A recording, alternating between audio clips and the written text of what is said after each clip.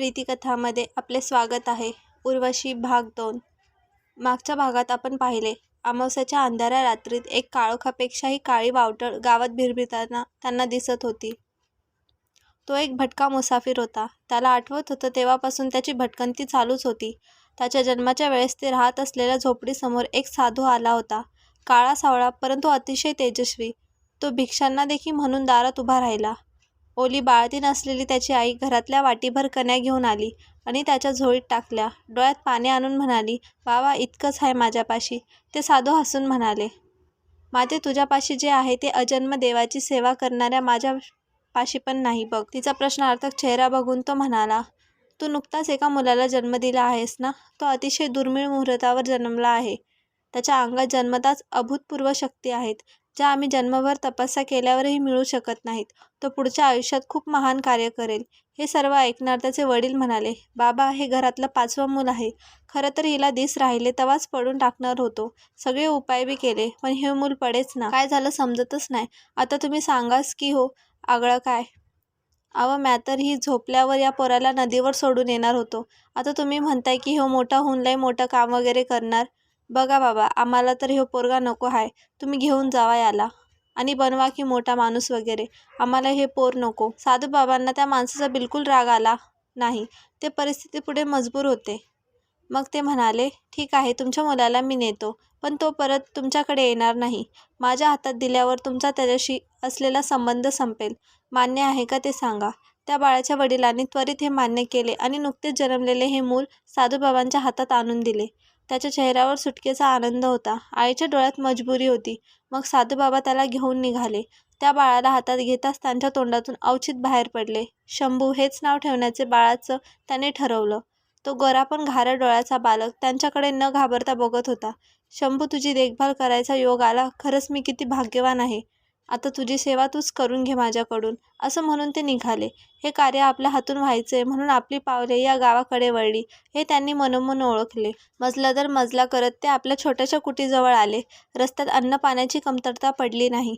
लोक आपणाहूनच त्यांना फळे आणि बाळाला दूध आणून देत होते. हळूहळू शंभू मोठा होत होता. त्याच्यातल्या शक्तीचा प्रत्यय बाबांना येत होता. तो कधीही एका जागी राहायचा नाही, सतत भटकत राहायचा आणि बाबा मात्र एका सामान्य मुलाप्रमाणे त्याची काळजी करत राहायचे. शंभूला वाईट शक्तीची जाणीव लगेच व्हायची आणि त्या शक्ती त्याला स्पर्श करू शकायच्या नाहीत. शंभू आता 4 वर्षाचा झाला होता. तो त्याच्या वयाच्या मुलांपेक्षा खूप बुद्धिमान आणि समजूतदार होता. एक दिवस अचानक बाबांच्या छातीत कळ आली. आता आपण फार जगणार नाही याची त्यांना जाणीव झाली. मग त्यांनी शंभूला बोलावले आणि ते म्हणाले, "बघ बेटा, तुझा जन्म एका मोठ्या कार्यासाठी झाला आहे. तुला फार मोठ्या शक्तींशी सामना करायचा आहे. स्वतःला कणखर बनव. कोणत्याही परिस्थितीमध्ये हार मानू नकोस. त्या शंभू महादेवाने तुला काहीतरी उद्देशाने जन्माला घातले आहे. ते कार्य तो तुझ्या हातून करून घेईलच. फक्त ती वेळ आली की हार मानू नकोस. माझे आशीर्वाद नेहमीच तुझ्या पाठीशी राहतील." असं बोलून बाबांनी प्राण सोडला.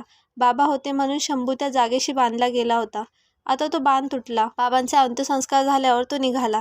पाय नेतीला तिथे जाऊ लागला. कधी त्याला मुक्काम शंकराच्या देवळात असायचा, तर कधी गावाबाहेरच्या स्मशानात, कधी कोणी धनिकांच्या घरी, तर कधी गरिबाच्या झोपडीत, तर कधी झाडाखाली.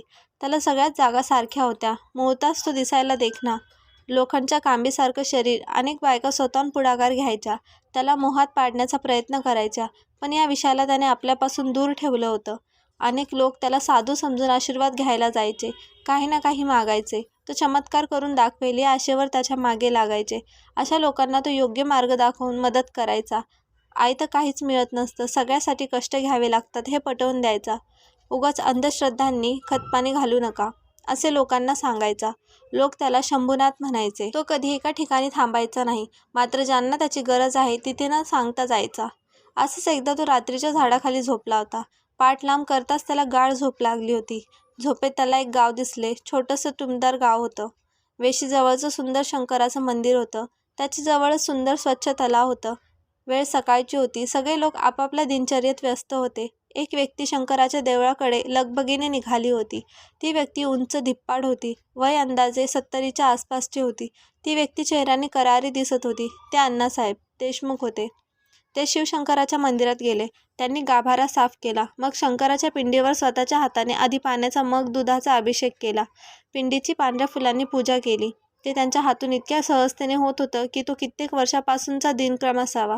मग ते पिंडीपुढे ध्यानस्थ बसले, परंतु त्याचे चित्त कशाने तरी विचलित होत होते. मग त्यांनी तो प्रयत्न सोडून दिला व ते बाहेर येऊन बसले. शंभू स्वप्नात त्यांचे निरीक्षण करत होता. हा माणूस खरा शिवभक्त असावा, शंभू मनात म्हणत होता. इतक्यात त्यांचे लक्ष समोरच्या तलावाकडे गेले आणि ते दचकले. तसा शंभू सुद्धा समोर पाहू लागला. जे अण्णासाहेबांना दिसले तेच त्यालाही दिसले. त्या सरोवरचे पाणी एकदम काळेकुट्ट झाले होते. आसपास एक दुर्गंधी जाणवत होती. एक अत्यंत वाईट शक्ती आसपास असल्याचा तो संकेत होता. मग क्षणात सगळे ठीक झाले. इतक्या शिरपा येऊन अण्णासाहेबांशी बोलू लागला. त्यांच्या बोलण्यावरून शंभूला समजले की गावात सुधारणा करायला नवीन संस्था येणार आहे. का कोणास ठाऊक त्याला वाईट वाटत होते की त्यांना गावात येऊ नये, पण तो काहीच दूर करू शकत नव्हता. मग तो त्याला या संस्थेचा लोकांचा स्वागत समारंभ दिसत होता. जेव्हा ते लोक गाडीतून उतरले तेव्हा शंभूच्या मस्तकातून एक सनक गेली. काहीतरी खूप खूप वाईट त्या स्थळी आहे याची त्याला जाणीव झाली. ते लोक उतरले. सुवासिनींनी ओवाळणीसाठी नकार देताना ते त्याचे पवित्र दीपांपासून दूर राहण्याचा प्रयत्न करत आहेत याची त्याला जाणीव झाली. मग त्याने उर्वशीकडे पाहिले. तिचे संपूर्ण भाषण त्याने ऐकले. भाषणाच्या शेवटी ती हसली तेव्हा जे कोणालाच दिसले नाही ते शंभूला दिसले. ते म्हणजे तिच्या लाल ओठांमध्ये डोकावणारे 2 सुळे.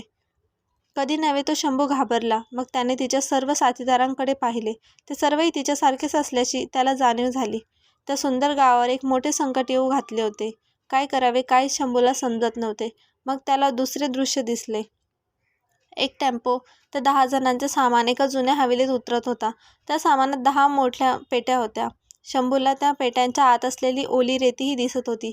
देवा, काय हे? कोण लोक आले त्या गावात? तो मनात विचार करत होता. दुसऱ्या दिवशीपासून त्या गावात विकासाची कामे सुरू होणार होती. ते 10 जण हवेलीवर यायला निघाले होते. त्यांनी सगळ्यांचा निरोप घेतला. सरपंच आबा देशमुख त्यांना हवेलीच्या गेटपर्यंत सोडायला गेले. निरोप घेताना उर्वशीने त्यांच्याशी हात मिळवला आणि ती सूचक हसली. आबा तिच्या त्या इशाऱ्यांनी पुरते पागल झाले होते. मग सगळे आत गेल्यावर इकडे तिकडे बघत आबा हळूच तिच्या मागे गेले. मग शंभूला दिसले की तिच्या खोलीत आबा तिला जवळ घ्यायला गेले आणि तिचे भयानक सुळे त्याच्या मानेत रुतले. थोड्या वेळाने सगळे एक एक करून आबाचे रक्त प्यायले. शंभूला ते भयानक दृश्य बघवत नव्हते. तो डोळेही मिटू शकत नव्हता, कारण तो स्वतः स्वप्नात होता. दुसऱ्या दिवशी श्रमदानाला सुरुवात झाली. सूर्यास्तानंतर सगळेजण या 10 सदस्यांबरोबर जमून काम करत होता आणि सगळ्यात पुढे सरपंच आबा देशमुख होते. रात्री उशिरापर्यंत सगळे काम करत होते. इकडे आबा घरी आला. त्याची पत्नी त्याची जेवायला वाट बघत होती. तिला आपल्या नवऱ्याच्या कर्तृत्वाचा अभिमान वाटत होता. ती ओट्याजवळ जेवण गरम करत होती. इतक्यात आबाने जाऊन तिला मागून धरले. ती हसून म्हणाली, अहो, हे काय सुचते भलतंच तुम्हासनी. ती पाठमोरी असल्याने आबाच्या डोळ्यात उतरलेले रक्त आणि ओठातून बाहेर आलेले त्याचे सुळे तिला दिसलेच नाहीत. ती बोलत असतानाच आबाने तिच्या मानेत आपले सुळे रुतवले आणि तो रक्त पिऊ लागला. मग त्याच्या मागून उर्वशी आणि तिचे साथीदारही आले. त्यांनी आबाच्या मुलांचेही रक्त पिऊन त्यांना मारून टाकले. दर अमावस्याला असे होऊ लागले. हळूहळू गावात बदल होतोय हे अण्णासाहेबांच्या लक्षात आले. दिवसा गावातील गजबज कमी होऊ लागली आणि रात्रीचे गावात लोक फिरू लागले होते. शंकरांच्या मंदिराकडे कोणी फिरकेनासे झाले होते. एक दिवस अण्णांनी या प्रकाराचा सोक्षमोक्ष लावायचे ठरवले. हल्ली दिवसा गावात फारशी वर्दळ नसतेच. अण्णासाहेब आणि त्यांच्या पत्नी माईसाहेब देवळात निघाल्या होत्या. पहिले ते दोघे दिसले की लोक त्यांना नमस्कार केल्याशिवाय पुढे जात नसत. पण आबा देशमुख सरपंच झाल्यापासून त्यांनी अण्णासाहेबांविरुद्ध लोकांना भडकवण्यास सुरुवात केली होती. साधेभोळे लोक त्यांना खरंच असे वाटू लागले की अण्णासाहेबांना गावचा विकास व्हायला नकोय, त्यामुळेच ते गावात सुधारणा करत नव्हते. वास्तविक पाहता अण्णासाहेबांचा गावातल्या लोकांवर अतिशय जीव होता. ते सर्वांवर मुलाप्रमाणे प्रेम करत असत. त्यांचा मुलगा आणि मुलगी दोघेही परदेशात स्थायिक झाले होते. मुलगा, सून, मुलगी, जावई, नातवंड सगळे त्यांना तिकडे बोलावत होते. पण अण्णा आणि माई स्वतःच्या गावाला सोडून न्यायला तयार नव्हते. आता गाव सोडायची वेळ आली होती का? पण गावातल्या लोकांना शिवशंकराच्या देवळाला सोडून ते कुठे जाणार होते? गावात काहीतरी भयान घडत आहे हे त्यांना जाणवत होते. त्यांना रात्र झोप लागत नसे. अशाच एका रात्री त्यांना जाग आली. त्यांनी वडाच्या गॅलरीतून बाहेर डोकावून पाहिले तर रस्त्यावर दिवस असल्याप्रमाणे लोक फिरत होते. इतक्यात त्यांना सरपंच आबा देशमुख समोरून जाताना दिसला. ते झोपेत असल्याप्रमाणे चालत होते. अण्णा बाहेर पडून त्यांच्या मागे निघाले. त्यांच्याकडे शिवाचा अंश असलेल्या त्यांचे गुरु ध्यानंदांनी मंतरून दिलेले सोन्याच्या गोफ्यात घातलेले पदक होतं.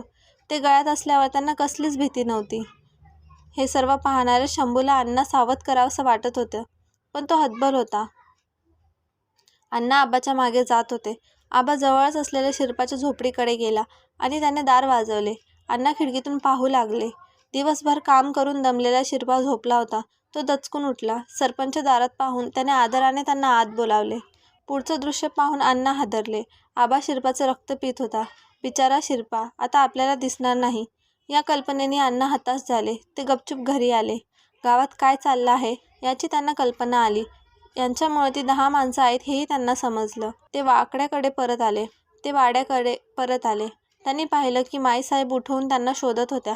मग त्यांनी माईसाहेबांना सगळी कथा सांगितली.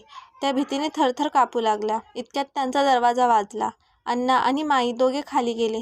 मुख्य दरवाजात शिरपा उभा होता, जणू काही झाले नाही असा. अण्णासाहेब, एक काम होतं, बाहेर येताव का? तो बाहेर का बोलावतो याची कल्पना अण्णांना आली. ते म्हणाले, शिरपा, अरे ये की आत. तू काय परका आहेस का? शिरपा घाईने आत येऊ लागला. दारात पाय ठेवण्याआधीच बाहेर फेकला गेला. मागे आबा देशमुख उभा होता. अण्णासाहेब म्हणाले, तुमच्यासारख्या वाईट शक्तींना या वाड्यात जागा नाही. हा वाडा बांधताना मी या वाड्याभोवती शिवाच्या नामजपाचे पवित्र रिंगण घातले आहे. चालते व्हा, मी तुमच्यातला कधीच होणार नाही. त्याआधी मी स्वतःला जाळून घेईल. हे सर्व ऐकणाऱ्या शंभूला अण्णासाहेबांचे धैर्याचे कौतुक वाटले. मग आबा म्हणाला, तुम्ही इथेच आहात आणि आम्हीही. बघू किती दिवस वाचता येतं ते. चल रे शिरपा. ते निघून गेले. अण्णांनी शिवशिव म्हणत दार बंद केले. आता आल्यावर ते माईंना म्हणाले, उद्या सकाळीच आपण गाव सोडायचं. हा गाव आपण राहायचं योग्यतेचं राहिलेलं नाही. पण हे गावापुरतंच मर्यादित राहणार नाही. ते सगळीकडे पसरेल. मग काय करायचं? माईंनी घाबरून विचारले. उद्या जाताना आपण शंकराला साकडं घालूया की ही कीड गावापुरतीच राहू दे? बाकी आपल्या हातात काहीच नाही. चला आवरायला घ्या.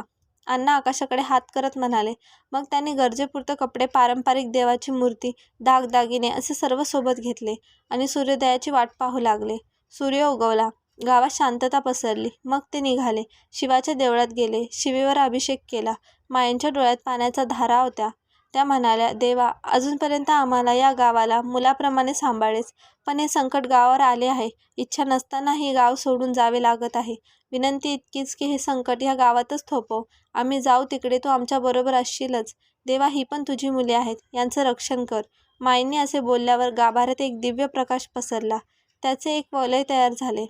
माई आणि अण्णा त्या वलयाला शिरताच हे हलू लागले. मंदिरात बाहेर पडल्यावर अण्णासाहेबांनी शंकराच्या मंदिरासमोर असणाऱ्या तलावाकडे पाहिले. त्याचे सुंदर नितळ पाणी आता लाल भडक दिसत होते. ते डोळ्यातले पाणी थोपवून निघाले. ते गावाच्या वेशीबाहेर पडेपर्यंत ते वलय त्यांच्या भोवती होते. ते वेशीबाहेर पडताच ते वलय मोठे होऊन गावाभोवती पसरले. आता गावात कोणी जाऊ शकणार नव्हते किंवा गावातले कोणी बाहेर येऊ शकणार नव्हते. अण्णांनी मागे वळून गावाला नमस्कार केला आणि मग ते त्यांच्यासाठी बोलावलेल्या गाडीत बसले. ते आता परदेशातल्या त्यांच्या मुलांकडे जाणार होते. आज त्या गोष्टीला 20 वर्षे होऊन गेली आणि शंभू स्वप्नात जागा झाला. तो घामाने निथळत होता. कधी नव्हे ती त्याला भीती वाटत होती. त्याला एक गोष्ट कळून चुकली होती. हे जे काही आहे ते आपल्याला मुद्दाम दाखवण्यात आले आहे. आपण त्या गावात जाऊन त्या शक्तीचा बिमोड करायचा आहे. आपला जन्म याच कामासाठी झाला आहे.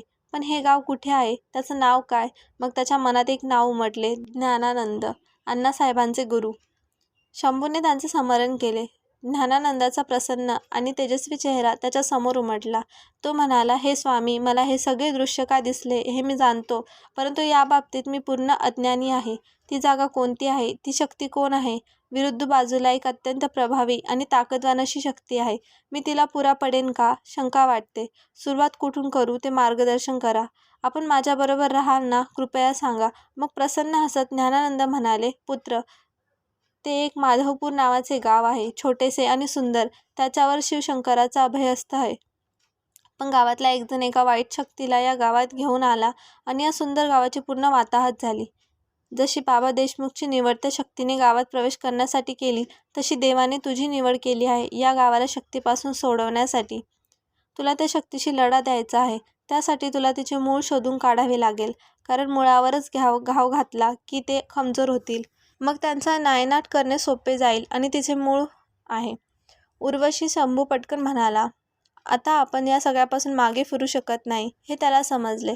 आपल्याला जावेच लागणार याची त्याला खात्री पटली. तो आता नीट विचार करू लागला. या शक्तीशी लढा द्यायचा तर आपल्याला संपूर्ण माहिती हवी. एकूण दृश्यावरून ही उर्वशी सगळ्यांची प्रमुख दिसत होती. ती कोण आहे? कुठून आली? तिचं मूळ स्थान काय? याची माहिती असल्याशिवाय आपल्याला तिला हरवण्याचा उपाय सापडणार नाही. मग त्याने आपल्याला गुरुचे नाव घेऊन ध्यान लावले. इकडे माधवपूरला हवेलीच्या तळघरात 10 पेट्यांमध्ये 10 जण ओल्या मातीत झोपले होते. त्यांच्यातल्या सर्वात वेगळ्या पेटीत शांतपणे उर्वशी झोपली होती. तिला माहीत होतं ती अमर आहे. तिला हरवू शकेल अशी शक्ती या जगात नाही. तिचा हा भ्रम दूर करण्यासाठीच लवकरच गावात शंभू येणार होता. पुढील भाग लवकरच येईल. त्यासाठी चॅनलला सबस्क्राईब करा. धन्यवाद.